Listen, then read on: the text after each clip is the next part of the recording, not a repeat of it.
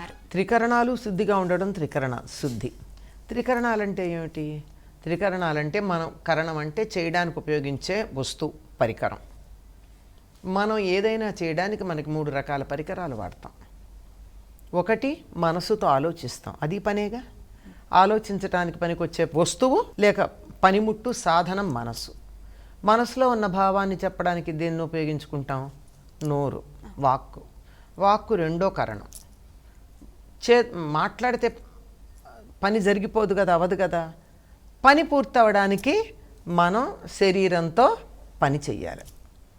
ఇప్పుడు అన్నం తినాలి అని నా ఆలోచన వచ్చింది, ఆలోచన వస్తే ఆలోచన చేసింది మనసు. అన్నం తినాలి అని నోటితో చెప్పింది నోరు, వాక్కుతో చెప్పింది. తినాల్సింది చేత్తో, అంతే కదా. అదే చేత్తో తినాలంటే వెళ్ళి తెచ్చుకోవడానికి కాళ్ళు, మిగిలిన శరీరం ఉపయోగపడాలి.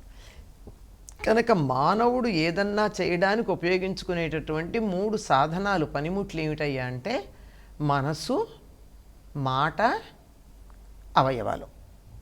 ఈ 3 శుద్ధిగా ఉండడం అన్నది త్రికరణ శుద్ధి.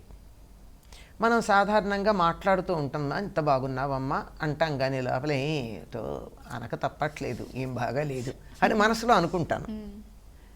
ఇది త్రికరణ శుద్ధి కాదు కదా. మనసు ఏదో ఒకటి అంటుంది, నోరు ఇంకోటి అంటుంది. నోటితో అంటూ ఉంటాను, చేత్తో చేస్తూ ఉంటాను, కానీ మనసు మాత్రం ఎక్కడో ఉంటుంది. అబ్బో, ఇక్కడ కేజీ చీరలు కొంటే అర కేజీ చీరలు ఫ్రీ అంట. మంగళ్య షాపింగ్ మాల్, కేజీల్లో సేల్, టన్నుల్లో ఆనందం. పుష్పం సమర్పయామి అంటున్నా, చేత్తో పువ్వు వేస్తున్నా, నోటితో పుష్పం సమర్పయామి అంటున్నా. పొయ్యి మీద కూర మాడిపోతుందేమో అని ఆలోచిస్తా. అక్కడ పువ్వు వేసానా, ఆ కూర మాడిపోతుందన్న భావన వేశానా?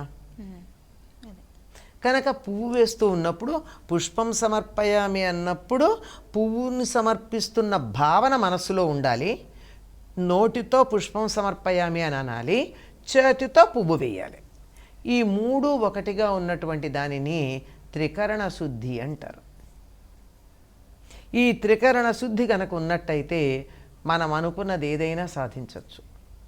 భగవంతుణ్ణి పూజించటం దగ్గరే కాదు, మనం చేసే పనే కాదు, మాట్లాడే మాటే కాదు, ఏ పని చేసినా త్రికరణ శుద్ధి ఉన్నప్పుడు ఫలితం 100కి 100 పాళ్ళు ఉంటుంది, లేకపోతే పెద్దగా ఉంటుంది. అస్సలు ఉండదని చెప్పలేం, కానీ కొద్దిగా ఉంటుంది.